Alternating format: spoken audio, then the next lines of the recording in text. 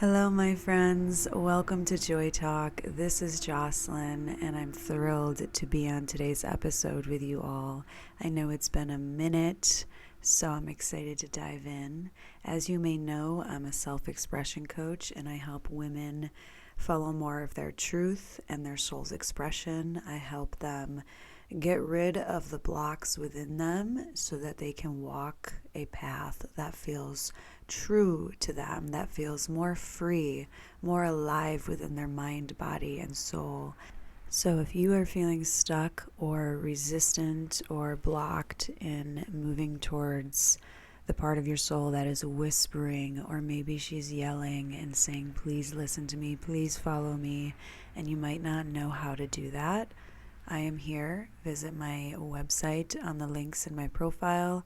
I offer one-on-one coaching, and I would love to work with you on following your soul's truest expression, because this is Soulful Expression. All right, let's get started on today's episode. Before we really dive in, let's look within, let's feel within, by dropping into our bodies and our heart spaces. So wherever you are, maybe you're sitting, maybe you're standing, just allow this time to take a few deep breaths in through your nose and out through your mouth. Letting it all go. Really tuning into this present moment, this special time for you.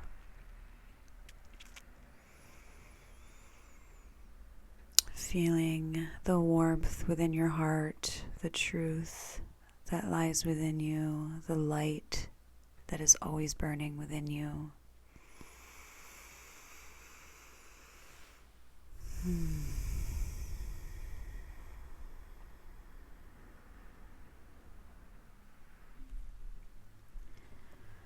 Okay, so today's episode, I have a few bullet points that I'd love to ramble on about. And for the most part, as always, I'm just letting what wants to come through in the moment. So, following our truth. Following our soul's truth. What does that look like? What does that feel like?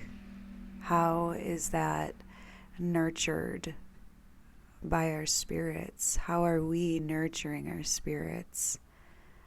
By listening to our truth. I know that it can be so easy to allow self-doubt to creep in, allow the external forces and voices and influences to creep into our brains and make themselves present. It can be really difficult, but what's at the core of us is love. Is radiant, beaming, fiery, passionate love. And if we allow ourselves to really let that love in for ourselves, we can feel more confident and feel more able to follow more of our truth, to follow more of our yes, to follow more of what genuinely feels good to us and not just what looks good on the outside, not just what we think might make others happy, what we think might please others, what others might want us to do. No. We're not here to live like that. We're just not. I want you to ask yourself, where are you still hiding? What parts of you aren't fully expressing themselves and wanting to be seen, not only by others, but by you? What parts of you aren't you expressing to yourself because you aren't willing to see them? What parts of you don't you want to look at because of whatever beliefs and inner critic BS is louder? What can you turn down? What part of your inner critic and negative, doubtful beliefs can you turn down? Like I'm literally pretending to turn down a knob right now with my hand. Physically pretending to turn the volume down on the self-doubt knob. How can you do that?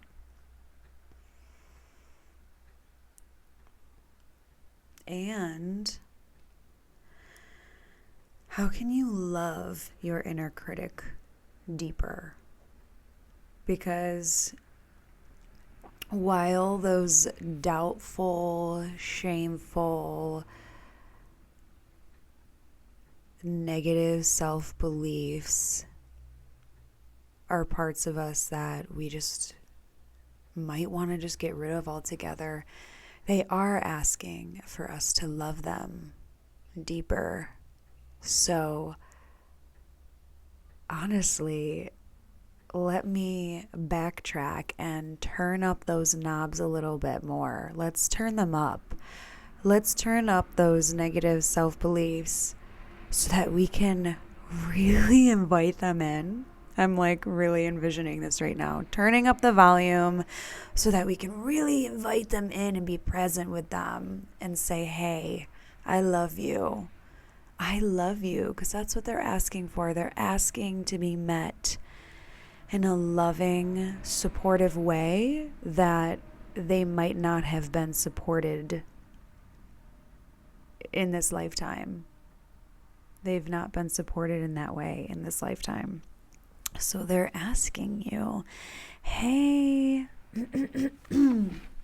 we want to be seen and heard and loved.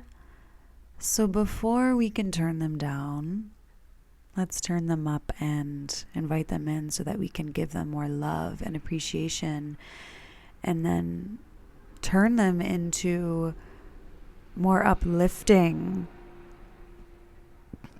empowering, compassionate, inspiring beliefs.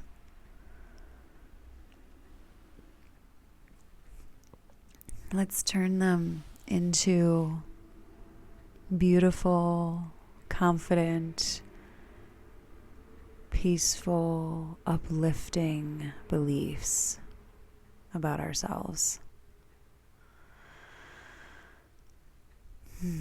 So what parts of you are you hiding? What voices are you believing a little bit too much that are keeping you from really stepping into your fullest potential in sharing your gifts with the world, in being in a healthier romantic relationship or friendship or family dynamic? What part of you is needing more love so that you can follow what you do deserve, so that you can follow a life that does feel good to you, not one that is expected by others, not one that's needed external approval. You don't need any external approval to follow a life that feels good for you. You do not need any outside force to say, hey, I see you, go for it. I want you to do that for yourself. And there are outside forces, such as this podcast right now, that can give you a push for sure. Those are great tools. Having a coach, having a therapist, having a community around you that says, hey, I see you and support you, keep going. That is a great, great interdependent tool to use to follow these things within us. And we also have to listen to ourselves. We can't just rely on the external forces. We have to also tune inwards and really listen. Listen to what our soul is speaking. Quiet the noise. Really be with yourself. Be with your desires and what your heart and soul is really calling in, so that you can make space for them and live a more joyful and peaceful life. My goodness, we have one life to live. We have one life to live. And I'm getting emotional just saying this right now, because I myself have, so I'm 29. I have so much more to grow from. I have so much more to learn, always. We are never going to stop growing and learning. But my gosh, my 20s, whew, I really am so grateful for all the trials and tribulations I've been through and the difficulties that my inner guidance truly have led me through, so that I can point my compass to what actually feels real.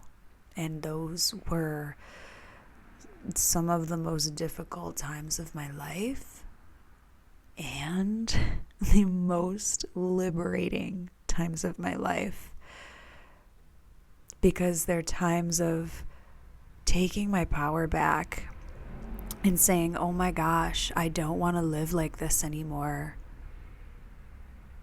I want a happier life. I want a life that doesn't feel like I'm putting a mask on all the time, because that truly created so much dis-ease in my mind and body. Literally, physical elements would present themselves because I was not following my truth. I worked at a desk job that I'm so grateful for. I learned so much from it, and it truly was a great 2.5-year run. And simultaneously, it was, wow, it was very intense. Very intense. It was a period of my life where my soul over time just kept really asking me, what is it that I want, and can I step through that dark night of the soul in order to follow it? Because I had so many fears of, but this is what I thought my life should be like. This is what I thought.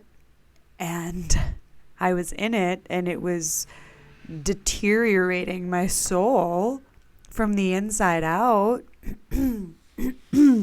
And so it brought up a lot of confusion. And I was like, just going through the motions and genuinely wondering, like, is this worth it? Like, is it worth it to stay in this job that just doesn't feel good? I'm getting a paycheck. All right. Cool. But like, where's my soul's paycheck? Where's my joy check?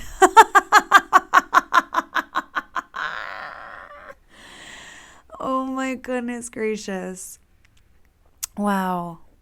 And the day I quit my job, I was cleansing my spirit, tears of rejoice and grief and rebirth streamed down my face, and just the true energy of stepping into my power in that way was so liberating. And because I was so certain that that was a no for me, it literally welcomed in such a strong yes around the same time with work that I do as a nanny. And I'm so beyond grateful. I thank God every day. I couldn't be more grateful for the work that I'm currently doing.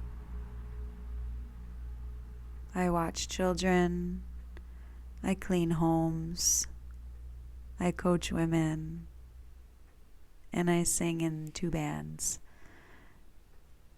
and I offer sound baths. And I am just so grateful that I'm doing all these different things as a multidimensional being rather than one thing that was not allowing me to be lit up in a way that I currently am. I didn't have the energy after a long work day to pour into my soul's passions and what I'm actually here to offer. I was exhausted. I was crying all the time. I was crying because I was living a lie, and the beliefs that I carried from childhood and society and the ways that I forced myself to be in a box was creating so much resistance. And there was a lot of fear. There was a lot of fear of what's on the other side. What's on the other side if I leave.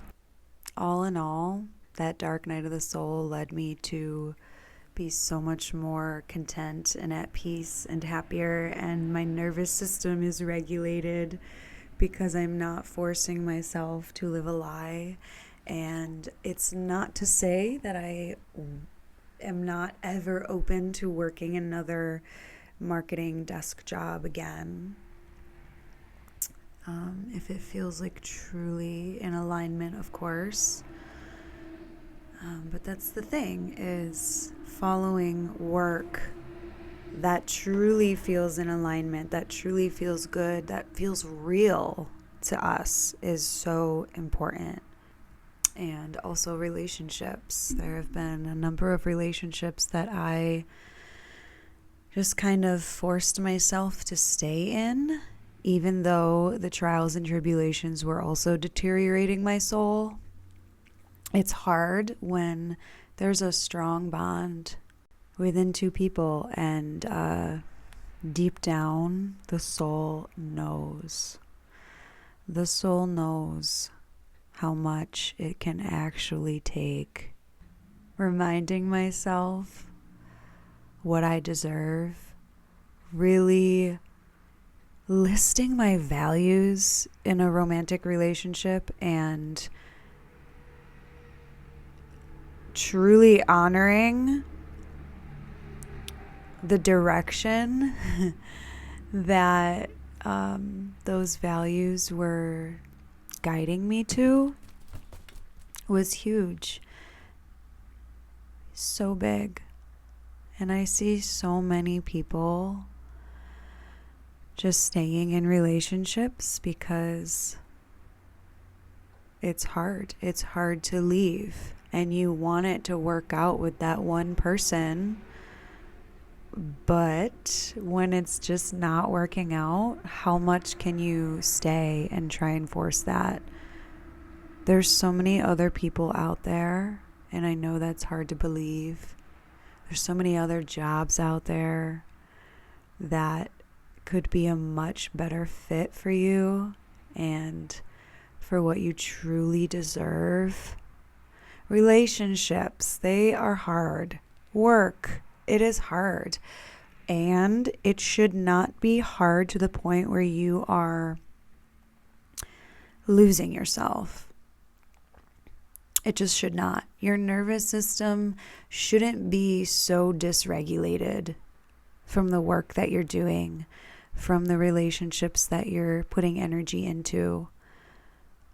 They take work, but it's more of a really beautiful, rewarding type of work. I am in a beautiful partnership right now, and I am so beyond grateful for him. And my gosh, the commitment level is so there, and it feels so good and right because the commitment of working on ourselves and working on the relationship is so 100% there with both parties.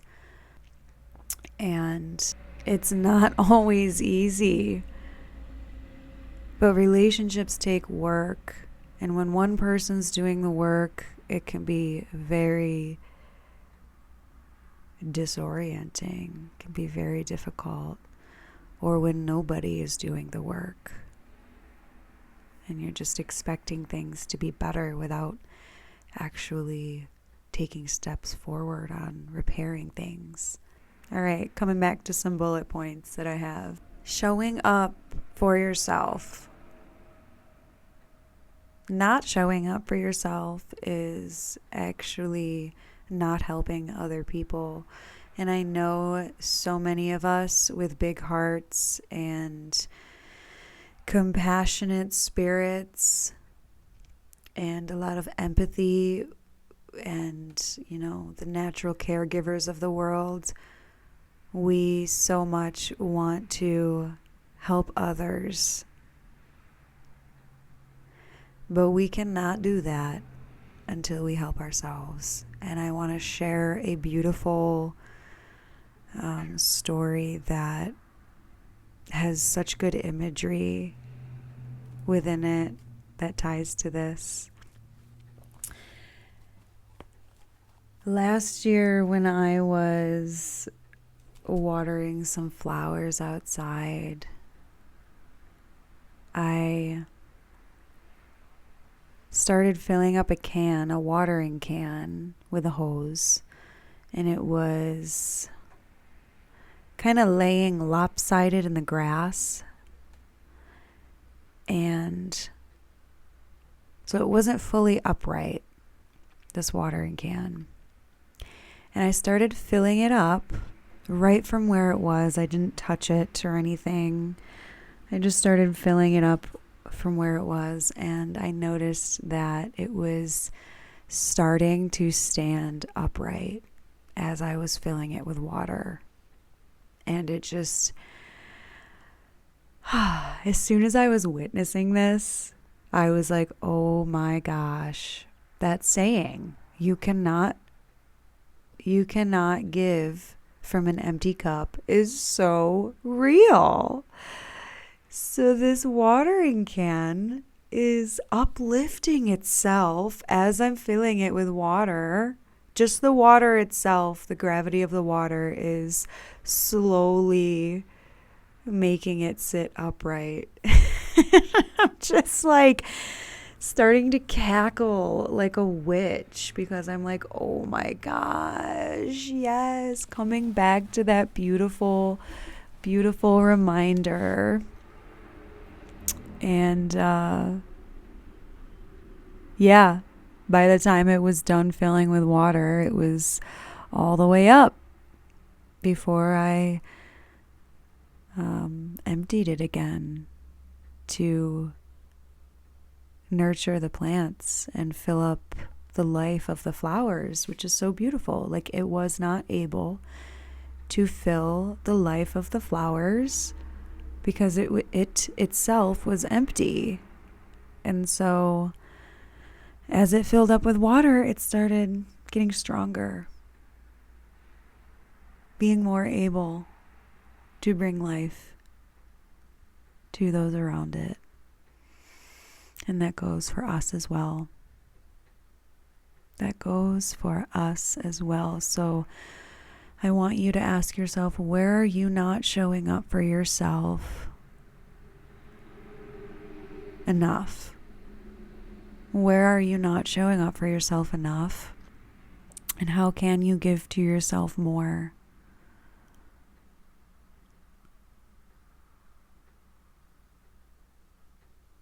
The people around you are not actually being served when you are serving them from an empty cup. It comes out lopsided. It comes out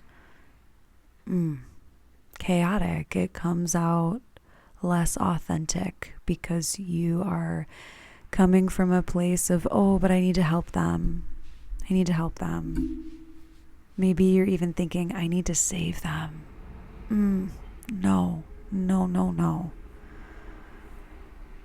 Please help yourself. Please save yourself first. And self-care is not selfish. Self-care is not selfish. I know there is buzz around self-care being selfish, and how if you are so focused on caring for yourself, shame on you because there's a world around you that needs help. No. I cannot help the world around me if I am lacking nourishment inside my own soul. If I do that, I am causing disease within myself. So it will be much better for me to help others when I help myself first. It makes so much sense to put it that way. And yeah, it is not selfish. So please say yes to yourself. Please say yes to yourself. The people around you will be cared for so much more deeply when you love and honor yourself first, when you need it. And when you are feeling so full and able, please spread that. Spread that when you can. When you are feeling lit up and nourished from the inside out, when you are feeling charged and energized to pour that love and care out, please do so.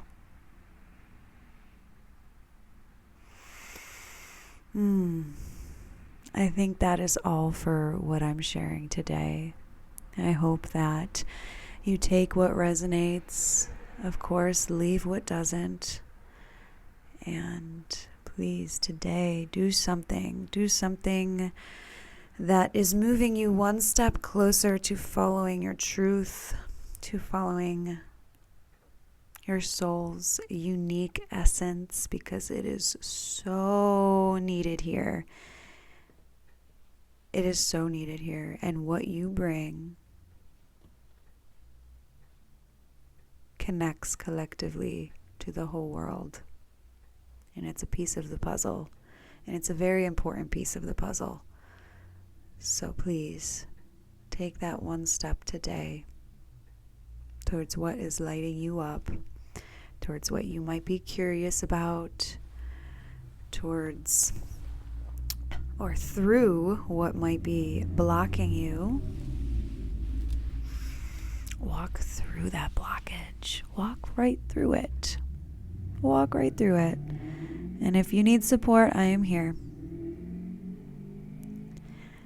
Please take care of yourselves. I am sending all the love and a big energetic hug to you all. I will see you next time. Thank you for tuning into Joy Talk.